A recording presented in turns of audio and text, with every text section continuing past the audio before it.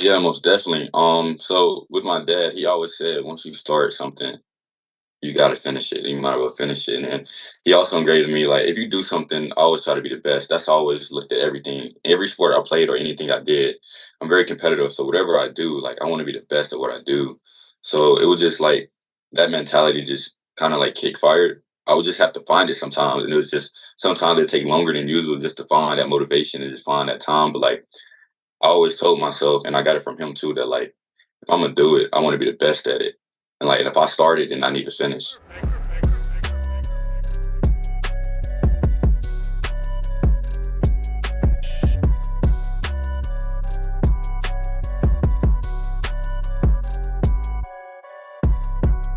Welcome back to Coats and Conversation. I'm your host, Kendrick Coates. If you're following on Instagram, YouTube, Spotify, or Apple, be sure to like and subscribe. Let us know what has been your favorite part about many of these podcast episodes centered around athlete mental health and interviews with mental health professionals. In today's episode, we'll be tackling the topic around athlete mental health as it pertains to sports injuries. And with my guest, Jenoah McKiver, who is currently a track and field athlete at the University of Florida. Genoa, how are you doing today? Good. Woke up, got my day started, but it's doing pretty well. Yeah, good, good. I'm looking forward to this episode. Athlete mental health has been a topic that has been more prevalent and more common amongst media, and I really want to dive into some of the experiences that you've gone through. But before we jump into that, first question I have is, who is Genoa McKeever? I'm just a kid who's just striving to be the best man I can be. I'm from High Point, North Carolina. I spent 3 years at the University of Iowa before coming and transferring to the University of Florida. I'm the youngest of 8 brothers, and yeah, I run the 400 in track. I was looking through some of your highlights and some of who you are, and I was intrigued specifically, and we'll get into it later on into this podcast, but overcoming all of these sports injuries. And you have this, from what I've learned, you have this determination, this motivation to, as you mentioned, be the greatest or be the best version of yourself. And a lot of times when I talk to athletes, coaches, or mental health professionals, that story starts somewhere. So, can you dive into some of the stories with our audience, our viewers, about your journey to getting to where you are and how your family influenced you? I'll say first, I have a brother who's 1 year older than me, and just growing up, we was very competitive. I mean, like it was times for like if our friend knocked on the door, we couldn't go outside until me and him finished our workout. We had to do like 200 push-ups, 200 sit-ups, and stuff like that. So it was just things like that my dad like engraved to us to be like tremendous athletes, and that separated us from others at a young age. And I feel like that mentality that it gave me, it just kept me going throughout like my high school and college journey.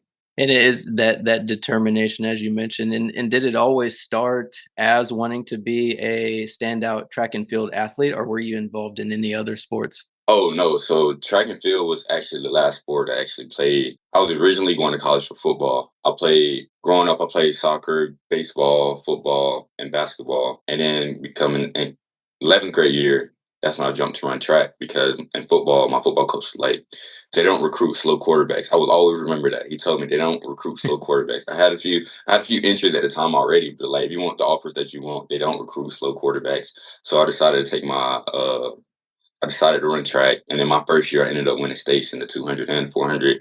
And I was like, okay, this is pretty fun. So I was looking forward to it in my 12th grade year. But that was when COVID happened. But I had a pretty good time my 11th grade year to like go to the University of Iowa. And I remember you telling me, I believe, if I remember correctly, that you were a late bloomer in track. You were late coming to the sport. And it's always so interesting hearing athletes, from their former athletics or sport that they played, whether it be baseball, football, soccer, volleyball, whatever it may be, and then coming into the primary sport that you compete in college. So can you dive into more of what that conversation was like, even with your dad, as he was kind of getting you into this mindset of being a standout athlete and a resilient athlete? What was the conversation like when you're like, you know what? I think track's gonna be give me the most, whether it be a scholarship or most bang for the potential that I have. I'll say it was a little difficult conversation because my brother was a football player. He went to college for football. I know my dad loves football. He didn't really know nothing about track. He didn't know much about track. But when I decided I was going to take the track journey, I felt a little disappointment because he wanted me to go for football. Because I had schools like South Florida that offered me in football and track, and I could have went there. I could have went to a few more schools for like football, but like I know my dad was a little disappointed, but then after that, my dad didn't know nothing in track to knowing every little thing. When he found out I was going to track, he was finally okay with it. After a while, he was okay with it. He learned every little thing. He was a coach in football, so and now I believe he can be a coach in track because he watched so many videos about track. He watched so many tips. He just watches everything. He keep me up to date. Like I don't stay up to date with like athletes that's professional, really, but he's keep up with everything. And like that's how it's been though now.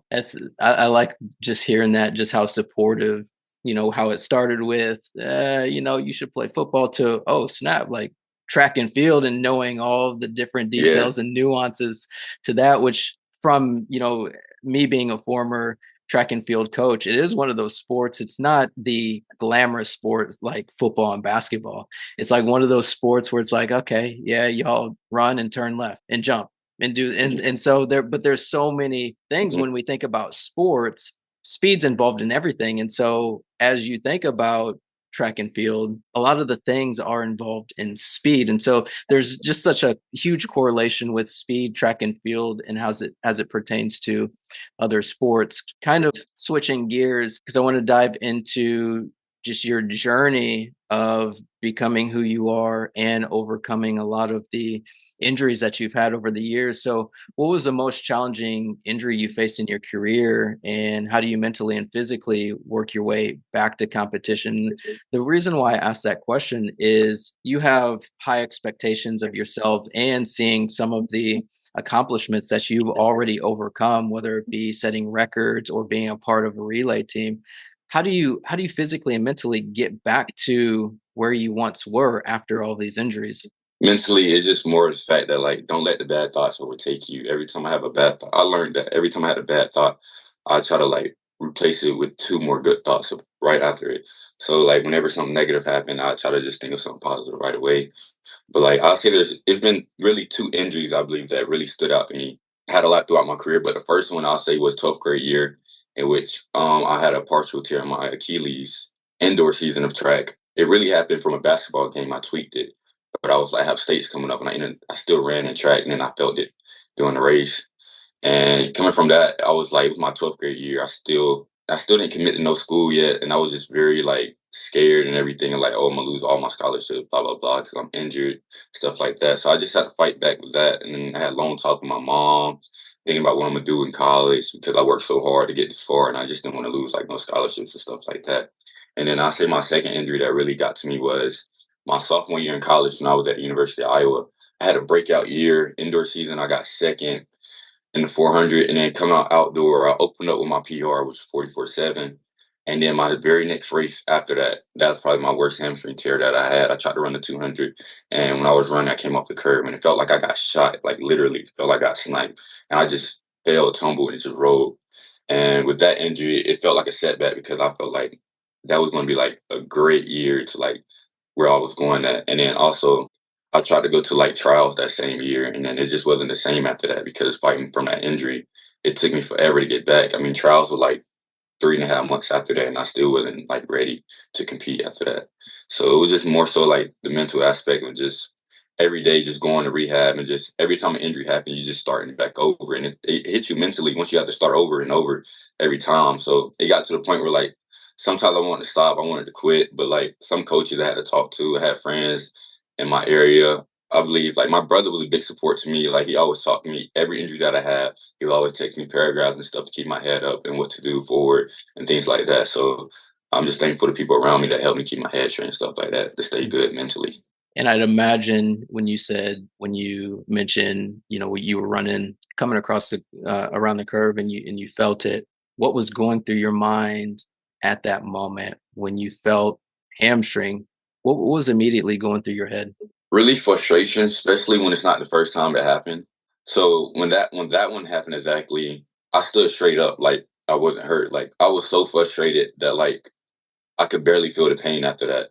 And then they were trying to help me walk, and I was just like, no, I'm good. But like after a few minutes, everything just start hitting you. After a while, you realize you're like, this is so true. Like I'm be honest, probably like 4 out of the 8 hamstring tears I had, like maybe like 4 of them, I was like, this feel like a dream. It don't feel real because you just come to the part where like, dang, your season or like your career can end at any moment, or like you don't know how you would be or how you would come back from this. So it just times like that. Mm.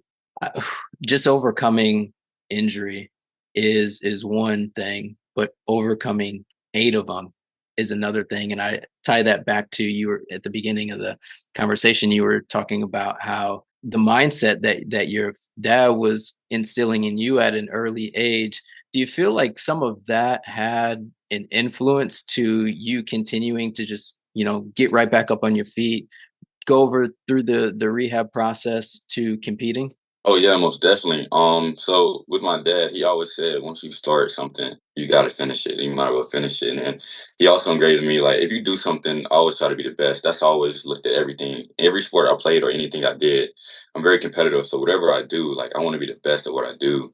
So it was just like that mentality just kind of like kick fired. I would just have to find it sometimes. And it was just sometimes it take longer than usual just to find that motivation and just find that time. But like I always told myself, and I got it from him too, that like if I'm gonna do it, I want to be the best at it. And like, and if I start it, then I need to finish. Mm. And that brings me to my next idea, thinking about being the best you can be, always finishing whatever you start. But there was also a piece in there where you said your brother played a significant role into your recovery process. You had friends around you, you had coaches around you.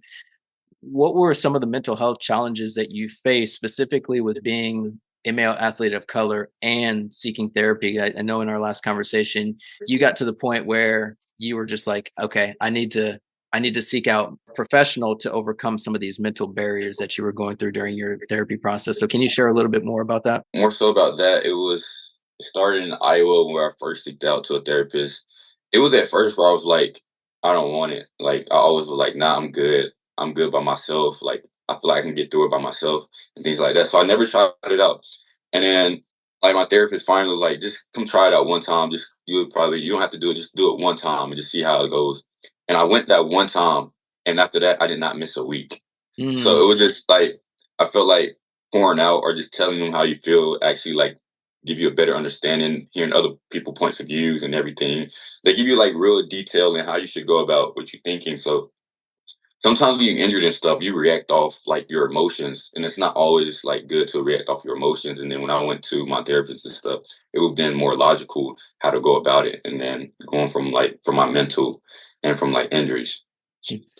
So, how's your perspective changed? Because I know you mentioned your therapist said, "Hey, try it out," and you didn't miss a therapy session.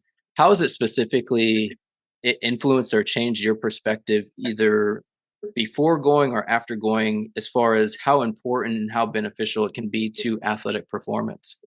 I would say it helped me tremendously. Like just moving forward from like week to week and like injuries as well. Like you get when you starting over and everything.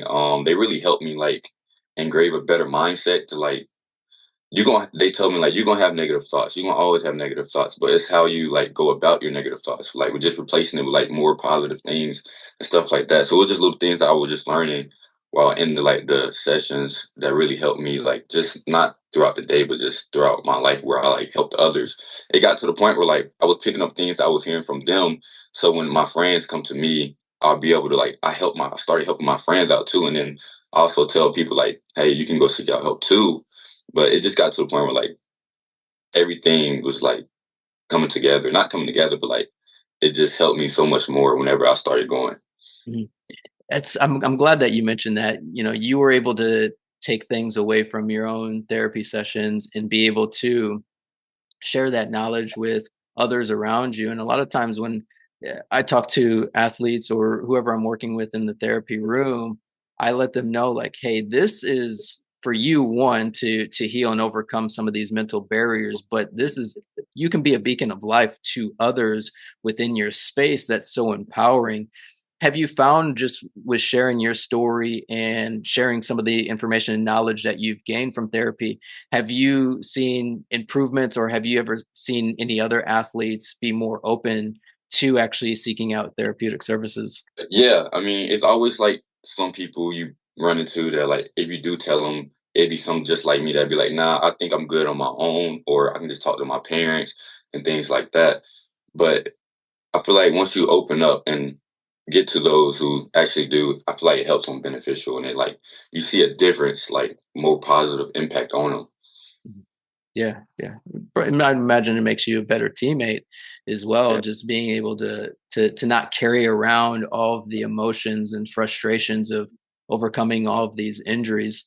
So you've had all of these injuries and sometimes athletes lose confidence or there's even that fear of, okay, I'm back 100%. There's almost that little voice, oh, this could happen again. This could happen again. And the other part of that is, am I ever going to reach my peak performance or peak potential? Who's been your biggest supporter or motivator during that time, specifically as it pertains to coaches in your space? I'll say besides my brother and therapist at the moment, I'll say in a recent year, with this past season, I had 4 injuries. I'll say Coach Welty. She's the one that do all my workouts, and my times at practice. And I believe just talking to her every day. Sometimes she can be like, not mean, but like she know how to talk to me. Like she's know when I'm in my head because I'm never quiet. But when she catch me quiet, she be like, "You know, you're okay. Stop thinking about it." It just be little things like that. And then when I be like, she always asks me how you feel, and I'm like, I'm okay. She be like, how you feel, and I'm like, then she want me to be like, I'm good. But she know like she always knows when something wrong with me, and I really like that because like she know how to talk to me, and it just she helped me with like this whole year throughout so many injuries and stuff like that. Mhm. There's so many athletes that talk about how their coaches can relate to them. It's such a big piece when you're dealing with athletes or being in a sports team environment is having somebody that is able to relate with you. And then secondly, being in a space where you can actually trust that person, that coach, that leader to express some of these things that you may be going through, which is encouraging because I think sometimes as coaches we can sometimes get caught up into the day in and day out process of practices, workouts, meets, etc., to where sometimes we can lose focus or forget to check in with athletes. And so hearing that you have a specific coach that has opened up that space and that you trust to be able to share some of these feelings is extremely encouraging. So we've kind of dove into how you got started into track and field, some of the worst injuries that you've had, overcoming these injuries by going to therapy and having supportive coaches.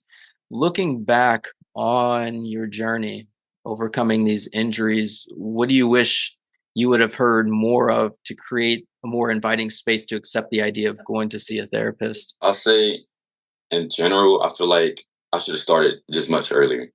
Honestly, I feel like I should have just started much earlier in my career. I feel like I would have looked at things a little bit different and probably went about my like situation much differently also.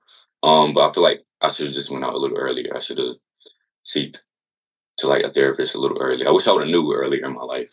Mhm. And is there like as an athlete, looking back to when you first got injured and overcoming some of these injuries, is there something that you would have been more open to or more enthusiastic or motivated? Is there a specific thing that you needed to hear to give you that space of, okay, therapy's cool? Yeah, because I feel like when you're in your head, I feel like I'm not cocky. Like I'm not cocky in my head, but like whenever you talk about things, you always think everybody always think that they're right. And whenever like I'm going through something, I always think that I'm right whenever I think about something because that's how like I feel like people think. But it's better to get other people points of views and like perspectives because it's not always how you view things. You got to see how everybody else view things and too, and they may see things that I may be missing. So it's just the things that like I wouldn't pick up all things and I may be missing something. As we wrap up this podcast episode, one, I just want to thank you for the openness in sharing your story and overcoming your injuries, what's the highlight that you would like other athletes to take away from this podcast where they can implement it in their own life?